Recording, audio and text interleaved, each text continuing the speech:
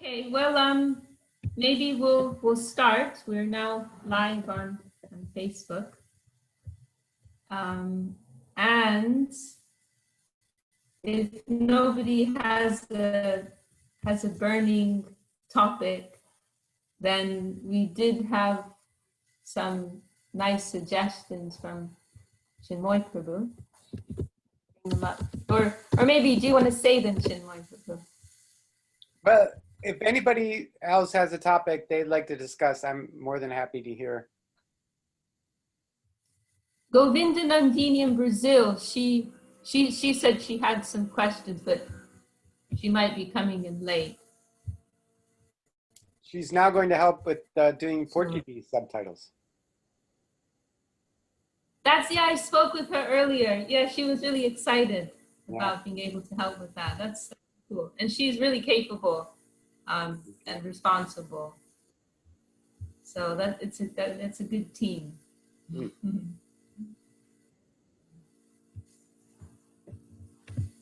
Okay.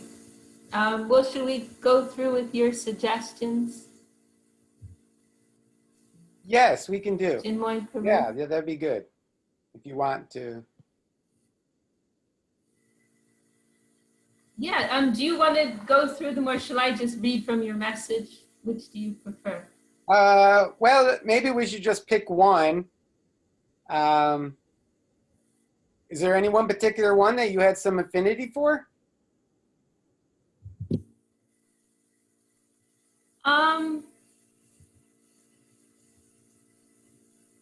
I don't know. I think we can just go through the order here that Okay. you have. Okay, so Chinmoy Prabhu, he put together some suggested topics because we don't always have anything pressing when we're beginning. So the first one here on his list is, I'm going to plug in my mic. Continuing with the topic of today. Some truly horrible things happen to people. I'm talking of murder, torture, rape, disfigurement, etc. People who have suffered this type of violence or hardship are often scarred. I'm preaching the hard truth. Oh, we have a question from Karan. Okay, we'll come to that after we get through this one.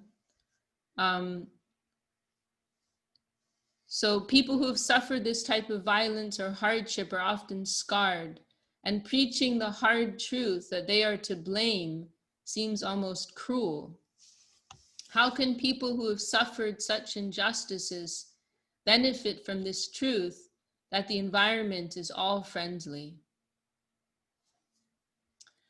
Okay, well, I think it's a really good topic for discussion because it's always relevant. Welcome, Ananga Krishna Prabhu. Happy to have you with us. So it's something always relevant, and we see in the newspaper, we see on the news so many horrible things that happen, and so it's something that's always there, if not in the forefront of our mind, it's in the background.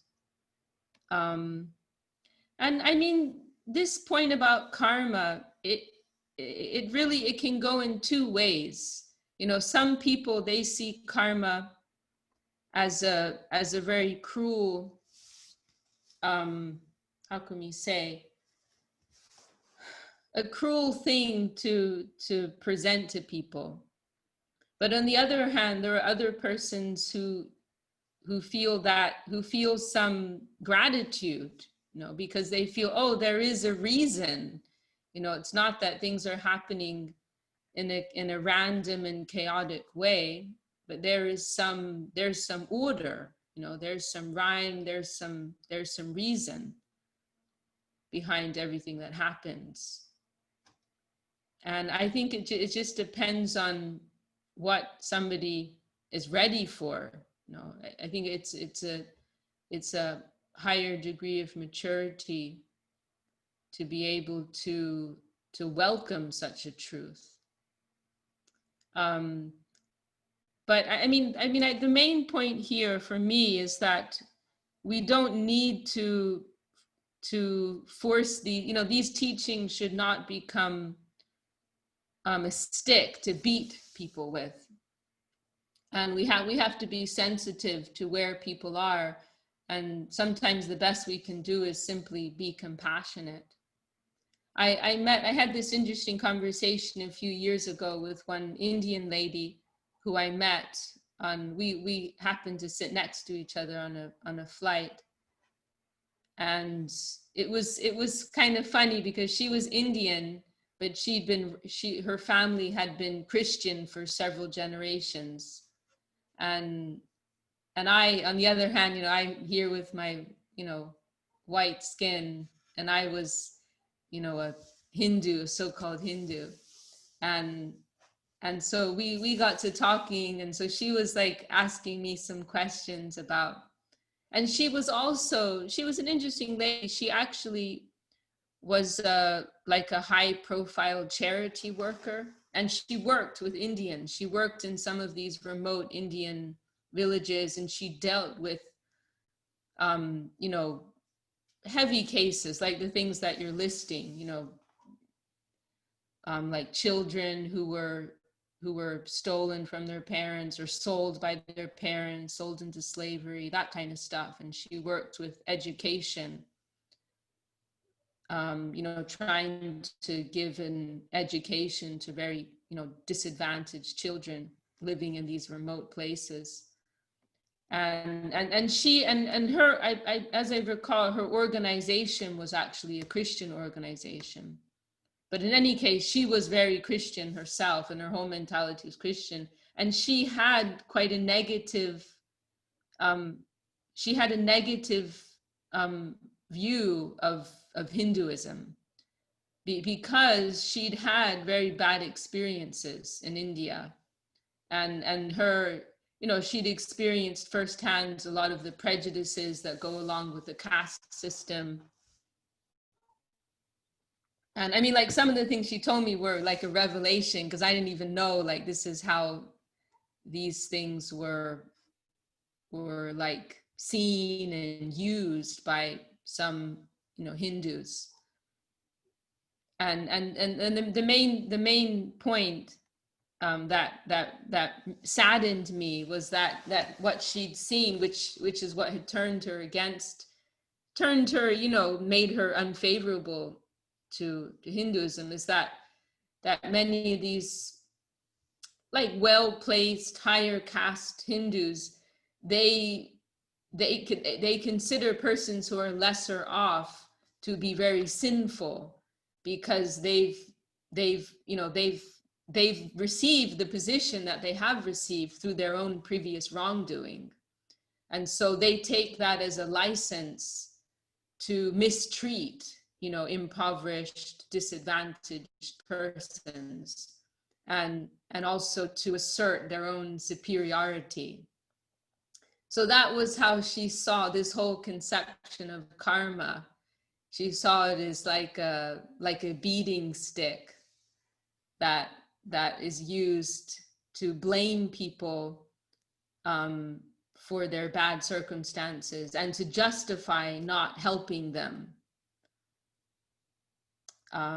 So that was her experience.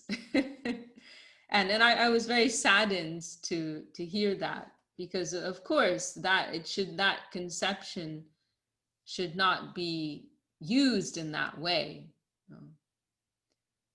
Welcome, Aaron. another friend of Chintamani and Jayade.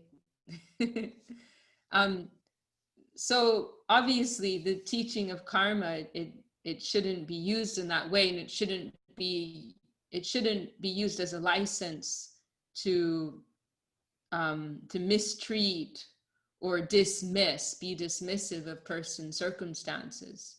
But that is one way that it is used, and that's one way that people can understand it.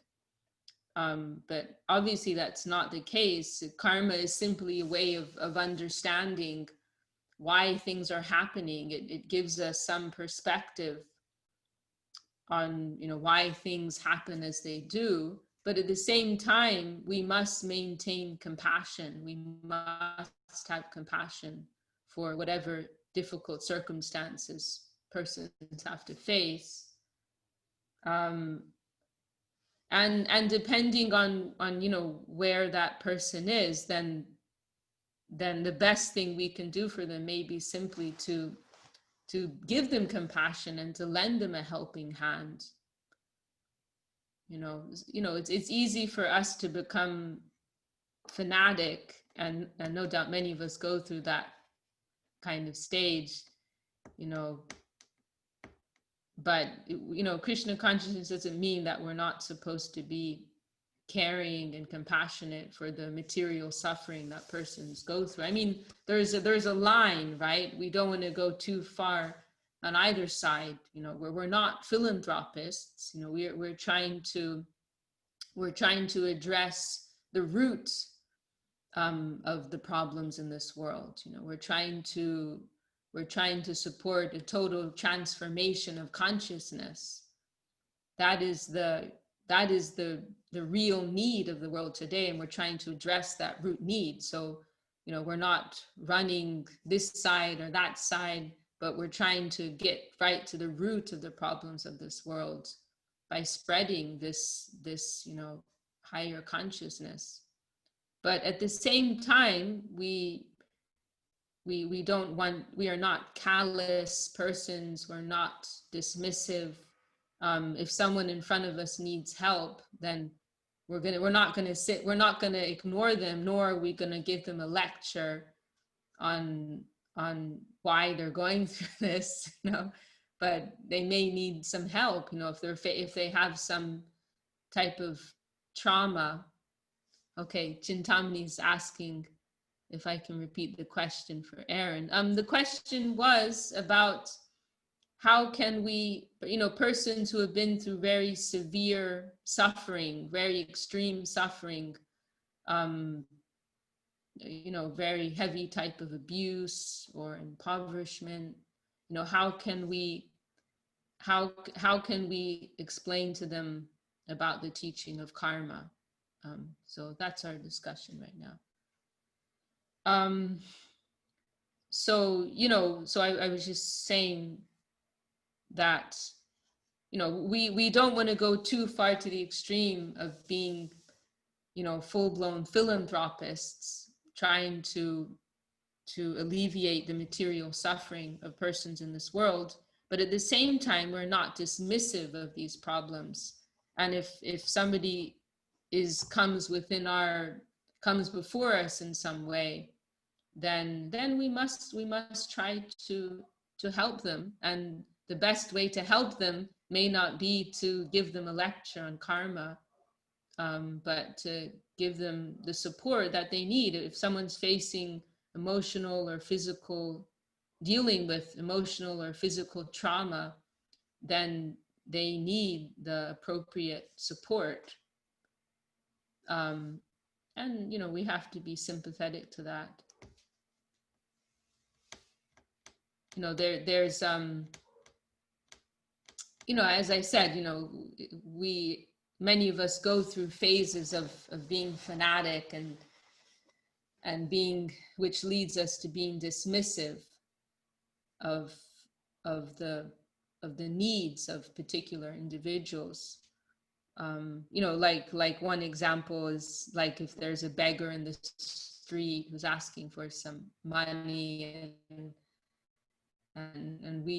and we're just very extreme. Everything that we have is for Krishna, it's for the temple. I won't give anything to anyone. I used to be like that, but then I heard Gurudev saying once that Guru Maharaj, he used to give money to the beggars. If he saw some child or some no arm, no leg, he would give them a few rupees. He would give them something. That was revolutionary for me.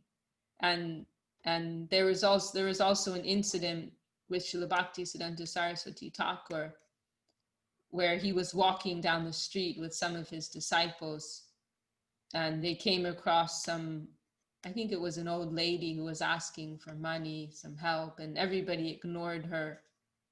And then Saraswati Thakur observed that, and then he sat down with with his disciples, and he explained to them that particularly those in the position of grihastas, householders who have a job and are living a family life, it is their duty to help people in need like that. Of course, not as, again, not that we'll go running after these kind of problems. We're trying to keep our focus on the most fundamental problem, which is a lack of Krishna consciousness. But in a situation like that, if someone has come before you and they need this kind of help, then there is some duty there. If we have the means to help them, then we have the duty to do so. You know, he didn't, you know, take the, Srila Saraswati Thakur didn't take the perspective, oh, this person has earned this situation by their previous misdeeds. It's their own fault. We should just dismiss them. You know, nor did he take simply a passive or neutral approach, you know, of being aloof to it, because he could have taken that approach. But it's interesting, it's significant. You know, he purposely said that they should do something to help that person. And Srila Swami Maharaj Prabhupada, he also made that expression that nobody within 10 miles of a temple should ever go hungry, you know. So, you know, we've heard these kinds of comments, and we see that our gurus, they were compassionate to the suffering of you know, the material suffering of souls of this world. And, you know, if someone's dealing with some immediate type of suffering, then we can try to help them according to our ability. And if they're, and then, you know, more directly in regards to your question, if they're asking, what is your perspective? Then in a very gentle way, we can present that, you know, in a gentle, compassionate, delicate, sensitive way, we can present that. And as I said at the beginning, really someone who has some degree of sincerity, then they will actually welcome that, because it gives some type of explanation, you know, that makes more sense to me. That you know, I would rather, if even if I've been through something very terrible, it would give me some relief to know, oh, there's a reason for it. I'm actually responsible for it. It's not just that it's all randomly happening, you know, God's not in control, you know. That bothers me, you know. And this is something that we appreciate about the teachings of, you know, what the degree of you know, developed understanding that is given in the Vedas. It's not like there's the problem of sin, you know, there's no theological conundrum here, you know. How is it possible that God is not in control of these things, you know? Other paths, you know, they have these kinds of problems. They don't have a proper explanation. But if we, you know, if we have a sincere seeking mood, then it will give us some relief. Oh, there's some meaning, there's some purpose behind this. It's not that we are victims of a chaotic environment, as Srila Sridhar Maharaj says, but, you know, there is an overseer overhead, and he's also a loving overseer. And yeah, I mean, it's definitely a very sensitive matter, and such situations will have to be dealt with in a very delicate way. And it wouldn't be the first thing that I would say to such persons, you know. Rather, it would probably be the last thing, you know. No, the first thing would be expressing our compassion and our you know, our sadness for the suffering that they've been through. We can start with that, and then we can go gradually to, you know, if they're interested, we can go gradually to finer understandings. So there's karma, which is one thing, and then another point in this regard is to remember that ultimately all suffering, and this goes back also to what we are trying to do. The point here is that all suffering is a result of identifying with this physical plane in the first place. If we are free from material identification, then there will be no experience of suffering. So this is the mission of the Gaudiya Math. This is the mission of Mahaprabhu's followers, to try to spread this understanding that you are not this body, and what experiences you're going through now, these do not represent who you really are. And there's that famous example that is given in the scriptures, Gurudev used to give. And if a man is having a nightmare, he's dreaming that a tiger is coming to attack him, and he's crying out and he's shouting and he's flailing his arms about, help me, help me. Then if his friend is nearby, then what will the friend do? Will the friend come with a stick or a knife or a gun to protect his friend from the tiger in his dream? No, he will come and say, wake up. It's a dream. Don't worry. You don't need to suffer like that. It's just a dream. So this is the work of Mahaprabhu's followers, that you don't need to suffer like this. This is a result of our identification with the world of matter and material desire, entanglement in the world of action and reaction. It does not represent who you really are, and there's actually no need for you to be experiencing or identifying with this. What is really necessary is a shift in consciousness. So, this is another point relevant to this discussion. But again, it's a very delicate thing. And yeah, I mean, another thing which can come up is when there are devotees who experience such horrible things, and then their faith is disturbed as a result. It is a real test of faith. If someone who has faith in Krishna consciousness, if they experience some type of very terrible suffering, and as a result of that, their faith is disturbed, that is a very sad thing. And it is a test, it is a test of faith. One must,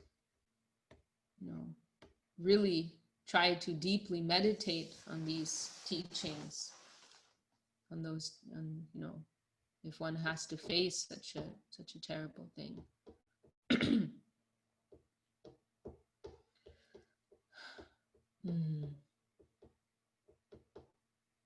And we also hear, some of the great devotees, who have had to face such things, that we also have that kind of example.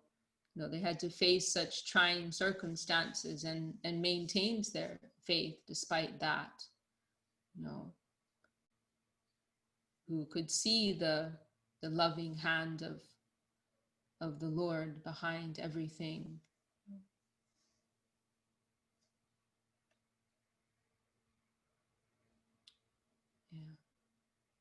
We have to come to that point of realizing that this body is nothing. And of course, it is easy to say, but It is the truth. It is what is given in the scripture. It has been given by our gurus, and it makes sense also. It makes sense. It is logical. It is the most logical explanation that I've heard.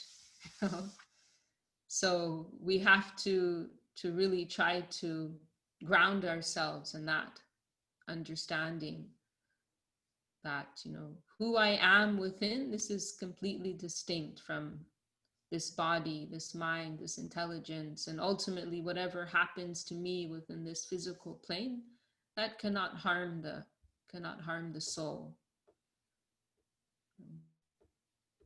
Srila Gurudev, he would recommend devotees to read chapter 2 of Bhagavad Gita when they were facing death in some way, whether themselves or a close friend or relative.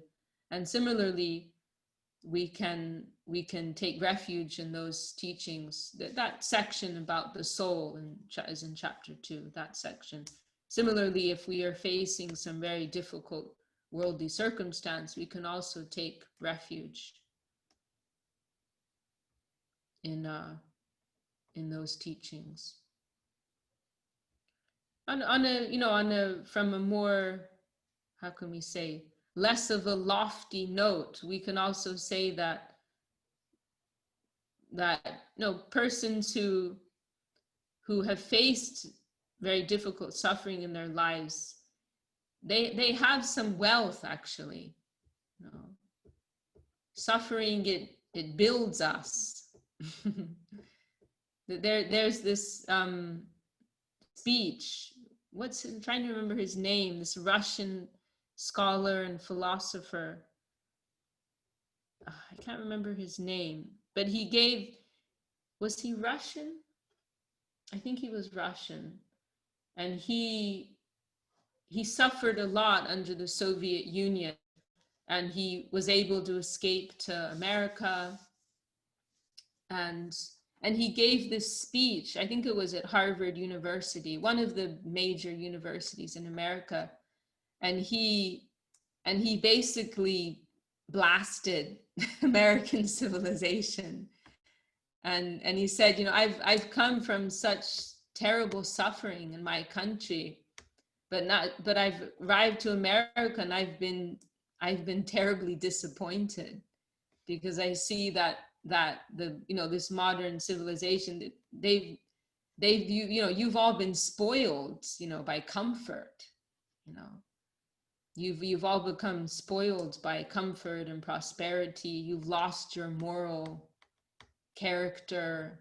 It's a wonderful speech, a highly recommended reading.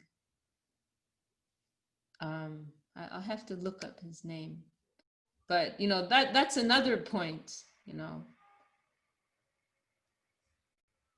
The difficult circumstances, they build the most, they build people. They give us character. They give us a stronger foundation, So that is another point. Anyone who's been through some suffering in life, they have some deeper reserves within them.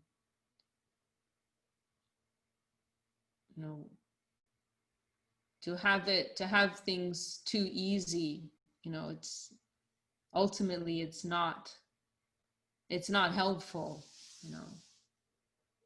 and ultimately that's it. Yes, thank you. Oh, Brajmohini's with us. Solzhenitsyn. Yeah, thank you. Yeah, it's a brilliant speech. If you Google him, Alexander Solzhenitsyn.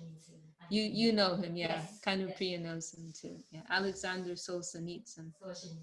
And amazing speech. If you Google him, you'll find it. So that's another point where we do become spoiled when things are too easy, too convenient, too comfortable, and that is one advantage when we do face difficult circumstances, whatever they may be.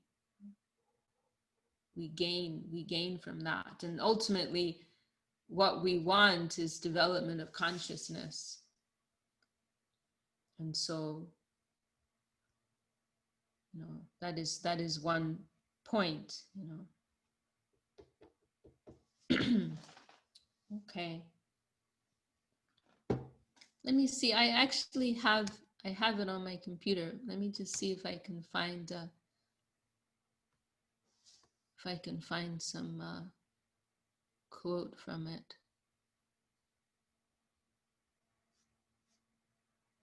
Let me see. Is it in here? Here it is. A World Split Apart. That was the name of it. A World Split Apart.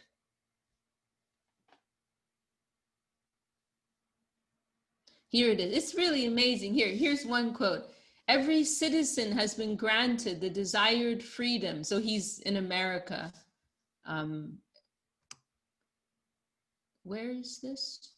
I don't have it here. I think it was Harvard. Anyway, every citizen has been granted the desired freedom and material goods in such quantity and of such quality as to guarantee in theory the achievement of happiness. In the morally inferior sense which has come into being during those same decades. In the process, however, one psychological detail has been overlooked. This is a translation originally spoken in Russian. However, one psychological detail has been overlooked, the constant desire to have still more things and a still better life, and the struggle to obtain them imprints many Western faces with worry and even depression, though it is customary to conceal such feelings. Active and tense competition permeates all human thoughts without opening a way to free spiritual development. So, this modern Western civilization, it's given a particular minimum standard of comfort and freedom to every individual, but they've overlooked this, that we're never satisfied. We always need more, and this creates like stress, anxiety, and tension within us. Let me see another good quote. Here it is. So here it is. So he's speaking about the difficulty that was faced in the Soviet Union, and then he says, but should someone ask me whether I would indicate the West, such as it is today, as a model to my country, frankly, I would have to answer negatively. No, I could not recommend your society in its present state as an ideal for the transformation of ours. Through intense suffering, our country has now achieved a spiritual development of such intensity that the Western system in its present state of spiritual exhaustion does not look attractive. Wow. Wow. Through intense suffering, our country has now achieved a spiritual development of such intensity that the Western system in its present state of spiritual exhaustion does not look attractive. And this is another nice one. Life's complexity and mortal weight have produced stronger, deeper, and more interesting characters than those produced by standardized Western well-being. Yeah, really pretty amazing man.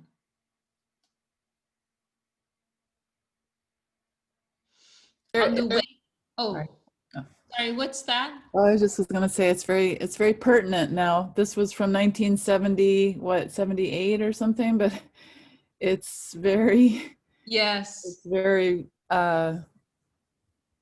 pertinent. Yeah, well, I think like it's just been intensifying, hasn't it? This whole issue, it's just been increasing more and more. Oh. But I mean, the way he's articulated this, yeah, it's amazing. On the way from the Renaissance to our days, we have enriched our experience, but we have lost the concept of a supreme, complete entity which used to restrain our passions and our irresponsibility. We have placed too much hope in political and social reforms, only to find out that we were being deprived of our most precious possession, our spiritual life.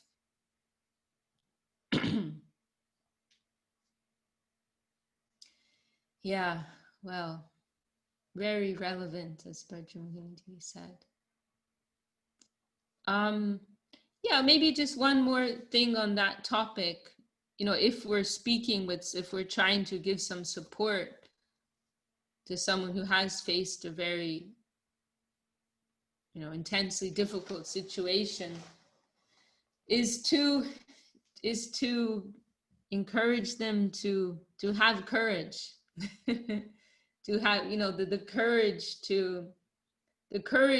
to continue to believe, the courage and magnanimity of heart to continue to love and to believe and to strive and to hope, despite what difficulty one has had to face. That is a very noble thing. That is a very noble thing. Despite what challenges, extreme difficulties one may have faced, to continue to have the courage to continue to have faith, to have the strength of conviction, to continue to believe and to love and to strive. That is a very noble and a very great thing. And the attempts of such a person, they are more valuable than someone who has not had to face that kind of difficulty. So, what blessings they will receive if they can have the conviction and courage to continue. Yeah. Okay. Well, I think that's all on that. I think that's all I'd say. Do you want to add anything, Prabhu, or anybody else?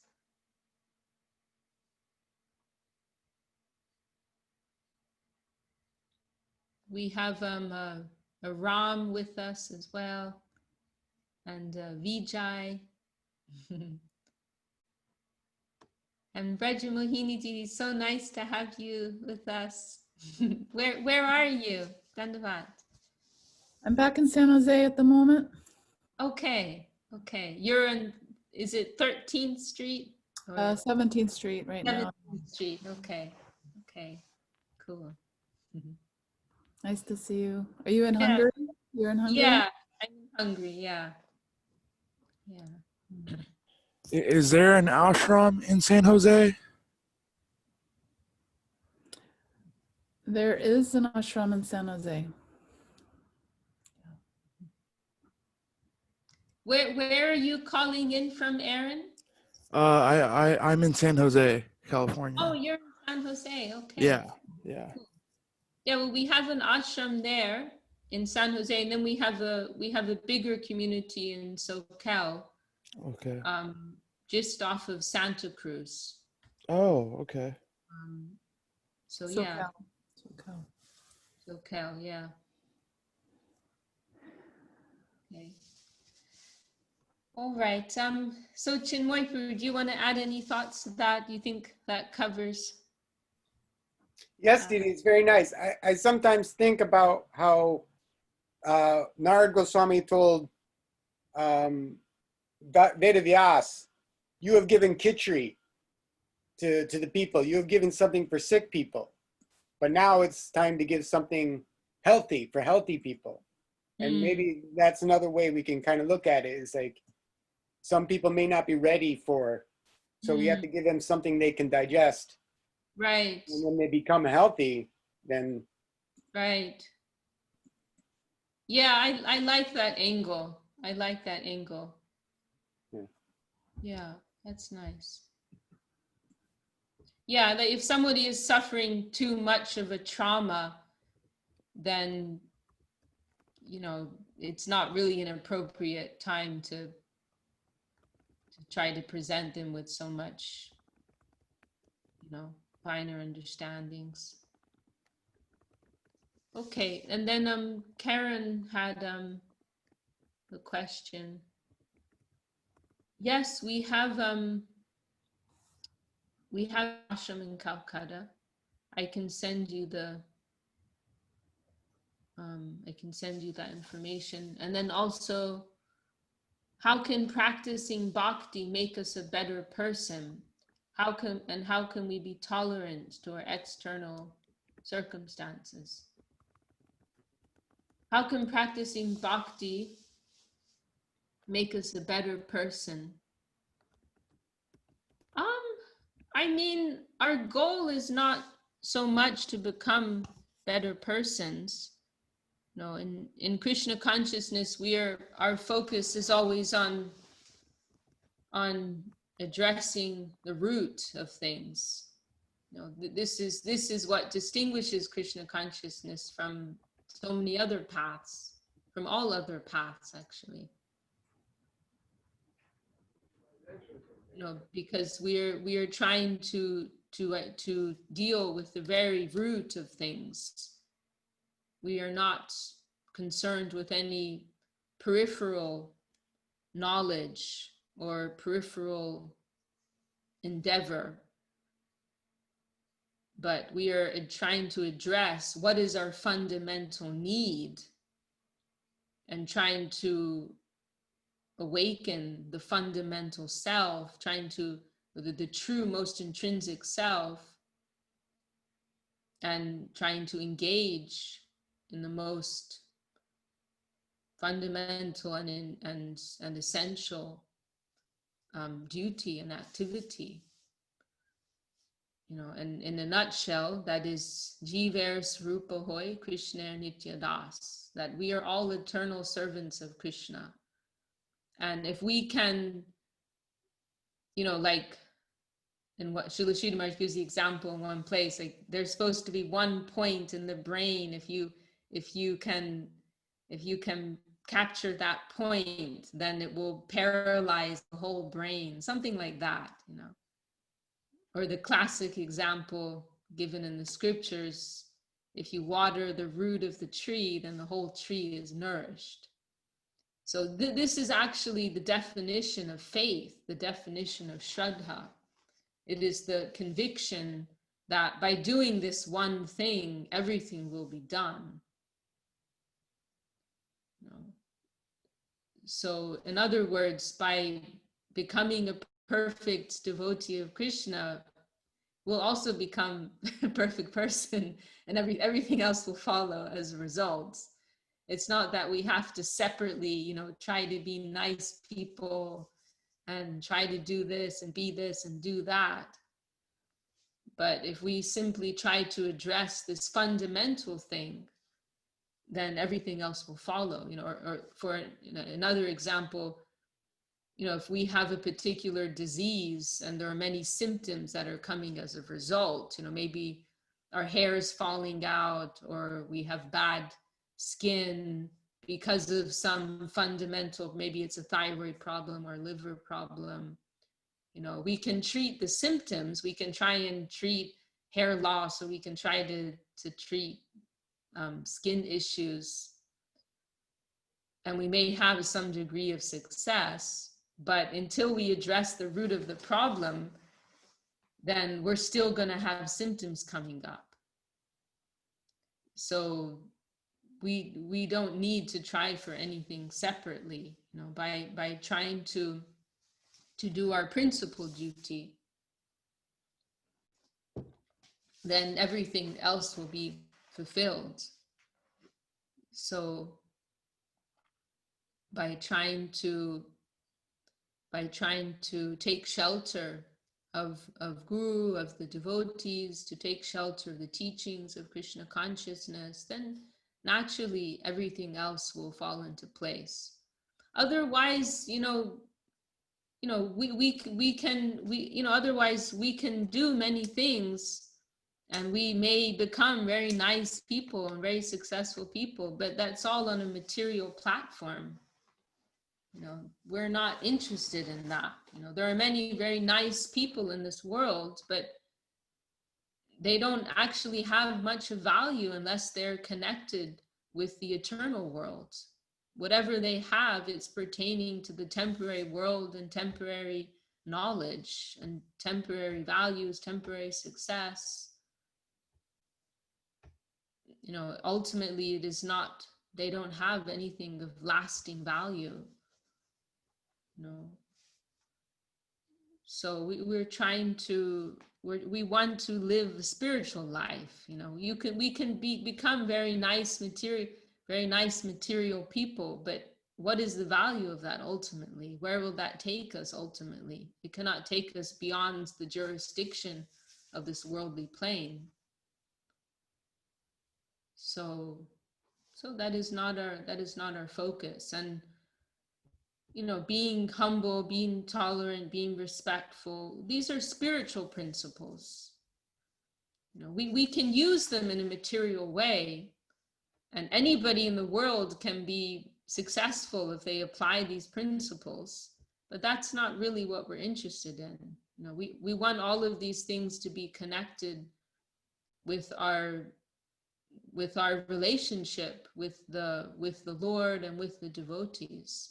Everything, it's not that we're indiscriminately applying these teachings and attributing so much value to anyone and everything that we come across. But you know, we're trying to keep our focus on the higher plane and the souls who are connected with that higher plane. But you know, as a side effect of that, then naturally we'll become nice people. That'll just happen automatically. So don't worry about that. Because Krishna, he is the reservoir of all good qualities. And so it is mentioned that all good qualities come to the devotees because they are connected with he who is the reservoir of all goodness, of all beauty, of all kindness, etc., etc. So it will naturally come. How can we be tolerant to our external circumstances? I mean, I think some of the things that we just discussed are relevant there. Trying to understand our own degree of responsibility. I mean, this famous verse in Srimad Bhagavatam, this is really the final answer to that question. Tatenu kampam susamikshamano bunjane vatma kritam vipakam hridvagva purbi vidadanamaste jiveta yomukti padisadaya bhak. This Sridhar Maharaj described this as the highest regulating principle, the highest regulation given in any scripture. That the first point here is that one who's facing some difficulty, they will accept in the first place their own responsibility for that. How is it that I became involved in such a situation? It is because of my own previous activity.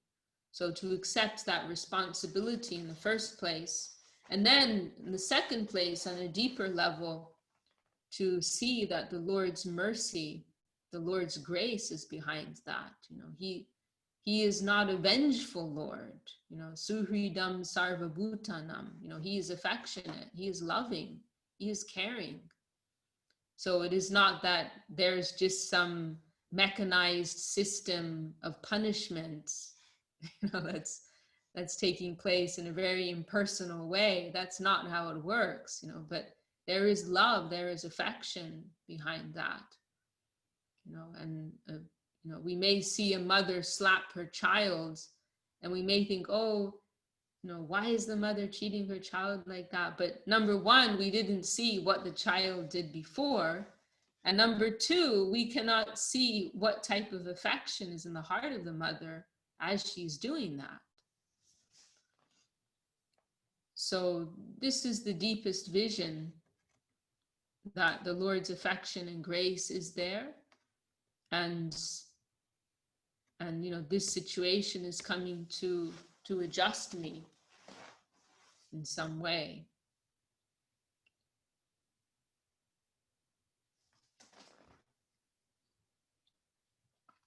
So this is the advice that is given in the scriptures and by our gurus.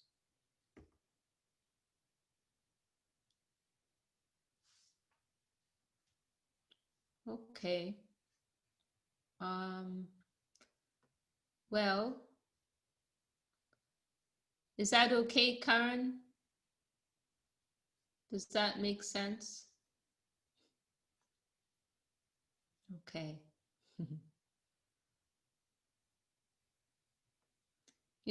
These, if nothing else, these situations, they're extremely sobering. Extremely sobering. They really give us the opportunity to go deep within ourselves, to reflect upon our condition. They take us out of the mad, the madness of living in a superficial plane, when we're very caught up, like in the busyness of everything, then it's easy to remain superficial platform, just living within a world of action and reaction, doing this, doing that. But when difficulty comes, when some slap comes to us, then it really gives us some pause to reflect and to go deep within.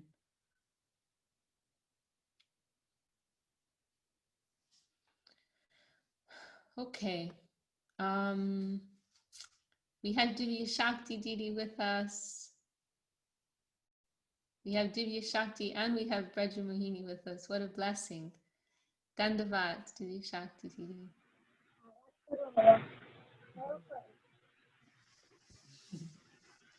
And I think that's Giridhari Prabhu, he's in the neighboring town from us here in Hungary. Happy to have you with us. And Dandavat, Divya Shakti Didi. Can we have your darshan for a moment? Not right now. Okay. Oh, we're happy to hear your beautiful voice. Oh, it's nice to be here on your program, and it's very wonderful. So anyway, I hope to be on more of them to hear you speak. Well, that would be a blessing for us, Devi Shakti. Devi Shakti is one of our heroes.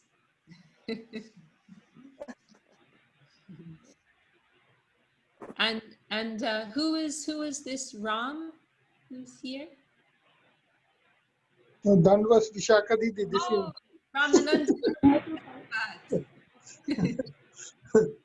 Nice, happy to have you with us, Prabhu. Ramananda. Happy to be here. I have to go somewhere, so I thought I just spend a little time. Yeah. Wonderful.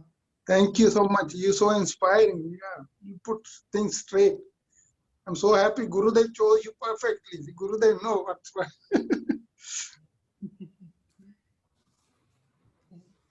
And we have Vijay. Is that Vijay from Ireland or is that another Vijay?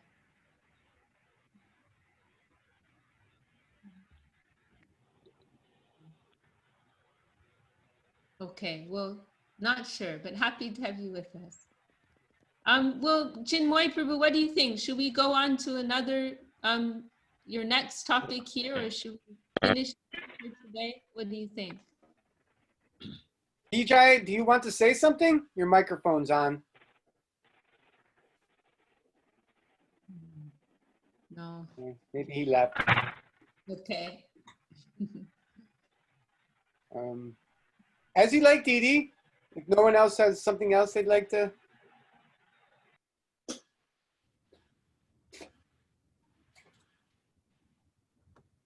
Vishakha Didi. Yes, Prabhu.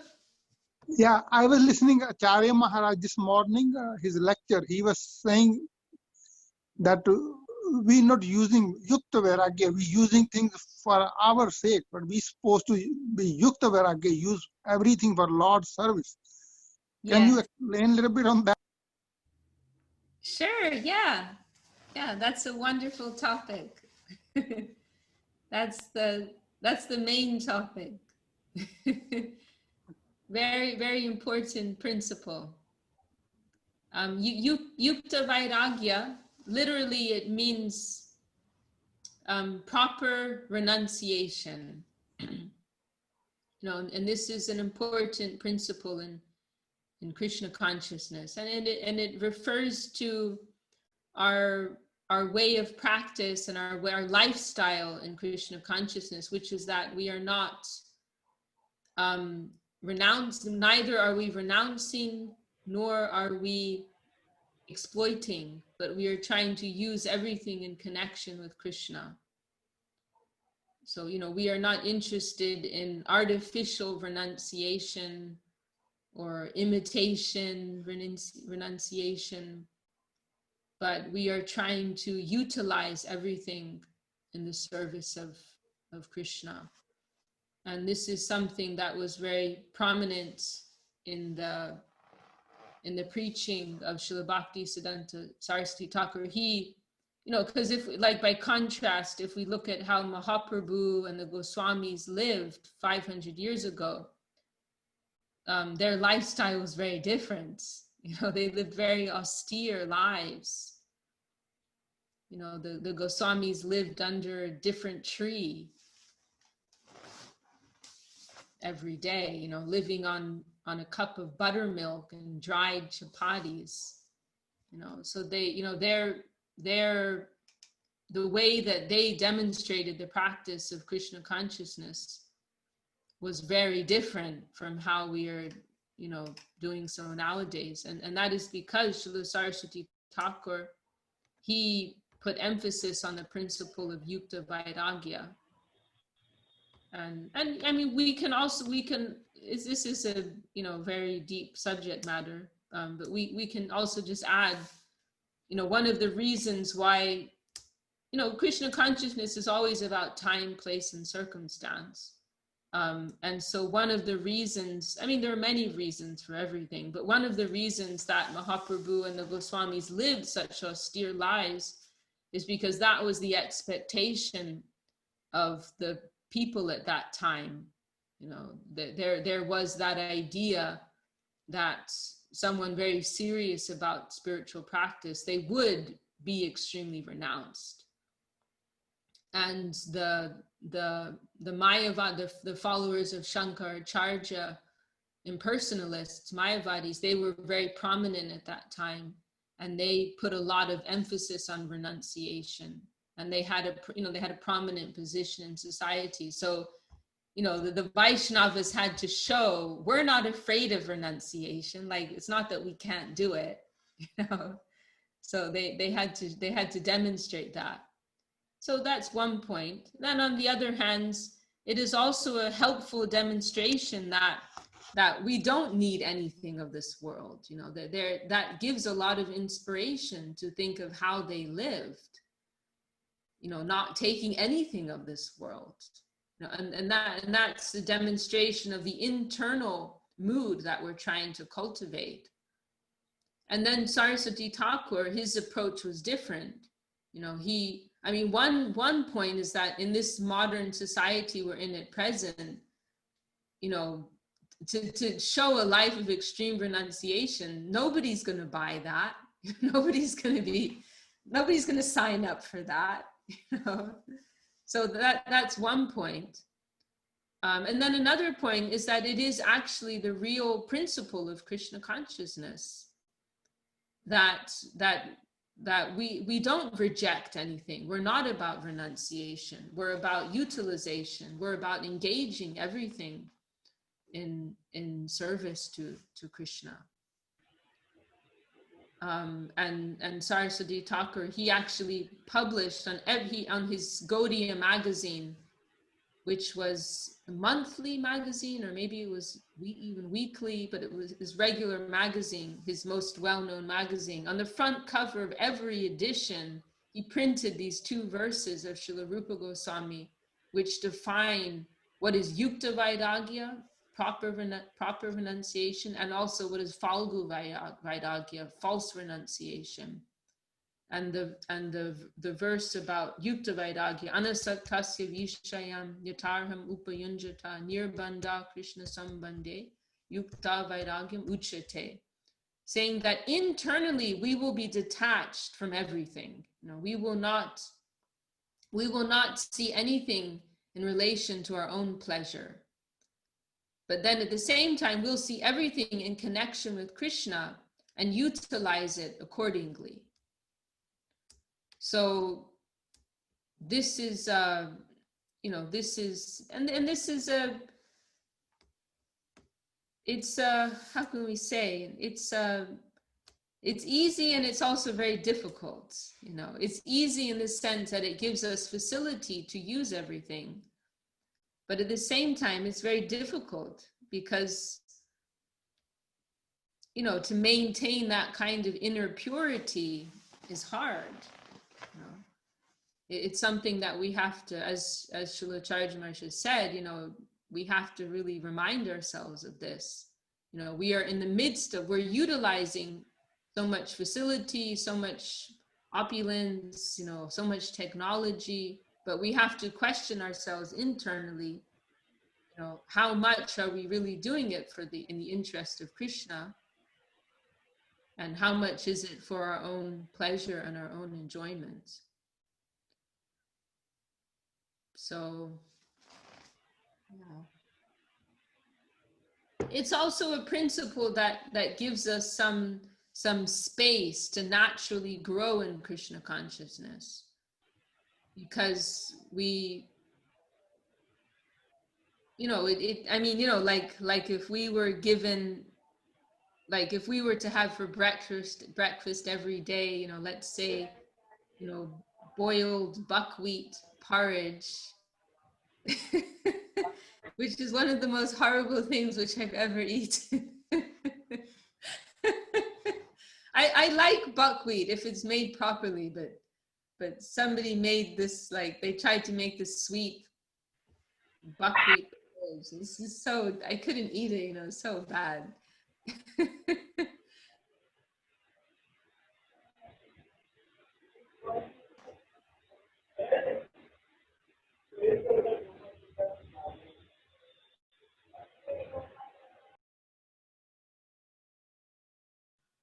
A little accident. You're muted. Vishakha, you're muted. Okay. Muted. This is my offense to the buckwheat prasadam, you see. So like if someone were to give that to me every day, that would be very, very hard for me, like the Goswamis of Vrindavan, they could live like that. They're completely detached from everything. They could live like that. But with us, you see, we're given the excuse, oh, we're cooking for Krishna. So we're trying to gear our consciousness in that way. We're making nice prasadam, we're making nice offerings for Krishna's satisfaction. And then that gives us some space internally to gradually move towards a finer understanding. In the beginning, we'll be more fixed on our own sense enjoyment. But as we develop in Krishna consciousness, as we try to remind ourselves of these higher teachings, then internally we will become more removed from our own direct enjoyment. Like Srila Sridhar Maharaj, he gives the example of in Chaitanya Charitamrita, Srila Sridhar Maharaj gives this example on one occasion when there's so much prasadam being distributed, And Mahaprabhu, he says, oh, I will just take the lafra, the boiled vegetables. You give everybody else the finer preparations. I won't take I think he especially mentions this pita pana, very opulent sweet. So Mahaprabhu says, you give that to everybody else. I will just take the lafra, the boiled simple vegetables. And then Swarup Damodar, he adjusts Mahaprabhu. And he tells him, no, you must taste what Jagannath, you must see what Jagannath has tasted. You must taste what Jagannath has tasted. So like giving this adjustment, don't think about it in terms of yourself, but think of it in connection with the Lord and the other devotees. And so Srila Sridhar Maharaj made this point, how this internal adjustment will gradually take place, where in the beginning, we're more on that gross experience of our own sense pleasure, but this shift will take place from the objective to the subjective consciousness. So instead of thinking about our own taste, when we're taking that prasadam, we will think, oh, how nicely Krishna has tasted this. How nicely the devotees have tasted this. How nicely Gurudev has tasted. I'm so happy. I'm eating this nice chocolate cake. And I'm not thinking so much about my own pleasure, but I'm thinking, I'm so happy that Krishna could be offered such a nice preparation. I'm so happy that the devotees could be given such a nice preparation. So we have this opportunity, like it's like some leniency that is there, which gives us the opportunity and the space to gradually come to a deeper understanding. And it is also the real conception of Krishna consciousness, that not that we are avoiding anything, not that we are avoiding pleasurable or beautiful things, but we're trying to stand before everything and see it all in connection with Krishna's interest. It is the real principle of Krishna consciousness. And through the application of Yukta Vairagya, we have the facility to gradually move to that vision within ourselves. So, it is simply something we have to remind ourselves, that we must see everything in connection with the Lord's interest. Our family is Krishna's family, our possessions are Krishna's possessions, etc., etc. We're trying to have that vision and to apply that vision. And as I said, this was something very much emphasized by Srila Bhaktisiddhanta Saraswati Thakur. And there's that famous verse that Gurudev had inscribed above the Nat Mandir, at the entrance of our Nat Mandir in Navadvip. And Gurudev adjusted that verse a little, because the original is actually quite how can we say, it's quite extreme on this principle of Yukta Vairagya. The original verse, it's Matala Sadhu Jana Vishaya Range, Pujala Ragapat Gaurava Bange. So the original verse of Saraswati Thakur's is that the sadhus are madly using all the material objects of this world, all the enjoyable sense objects of this world. The sadhus are madly using these things. Matala sadhujana vishaya, matala, madly, vishaya range. Vishaya is normally used as a derogatory term. Things in this world, the material sense objects of this world. But the sadhus, they're madly using these things. And he wrote this verse on the occasion of opening the Bagh Bazar Gaudiya Math in Calcutta. And they had this very grand procession carrying the deities from a rented house to what would be a permanent location for them. And they had this very grand procession throughout Calcutta. and in the course of that procession, the devotees, they chanted this verse because it was so important. It was revolutionary what Saraswati Thakur did. He used a motor car going into Vrindavan. He was promoting the use of all the world's facilities of the world in the service of Krishna consciousness. So it was very important in Saraswati Thakur's mission, and we are continuing with that today. And it is a license to use the facilities of this world, but I think the point there that Maharaj was making is that we have to be sincere about that. Otherwise, we can, in the name of Yukta Vairagya, we can become very exploitative or very selfish and so on and so forth. So we're trying to maintain sincerity in our application and purity of heart, purity of purpose in the application of this principle. Okay, well, maybe I'll stop there for today.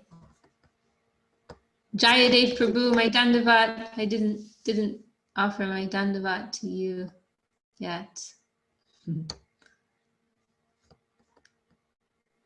So maybe we'll stop there for today. Chinmoy Prabhu, any last? Dandavat, sorry for the lag. Had to get my phone turned on. Dandavat. Very sweet. Thank you so much. That was very wonderful. Oh. Thank you. Dhanyavad. Dandavas. I have to go. Dandavat. Dandavas. Okay, Ramananda Prabhu. Dandavas, Vishakha. We'll see you next week. Have a great day. Hare Krishna, Hare Rama. Dandavat, Vijay. Where are you calling from, Vijay? I'm calling from India. Whereabouts are you in India? Mumbai. You're in Mumbai, okay. And how did you connect with our group? Chintamani from United States. Okay. Chintamani, she's so friendly. Yeah, exactly.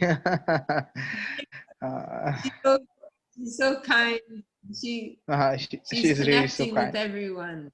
Yeah, exactly. I really loved it. Okay, wonderful. Nice. Well, great to have you with us. Thank you very much.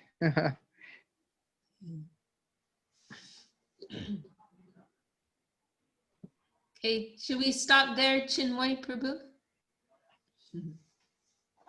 Yes, Didi. Thank you so much for being with us. My pleasure, my honor. My Dandavat pranams. Nectarizing time for us. Sorry, what was that? It's nectarizing time for us. Oh, well, I'm grateful to all of you for engaging me and giving me your good association. Okay. Jai Shri Bhakti Sundar Govinda Dev Goswami Maharaj ki jai. All the assembled devotees and sincere seekers ki jai. Tai Gaur Premanande. See you all soon. Jai Vishakha Devi Dasi ki. Jai. Thank you.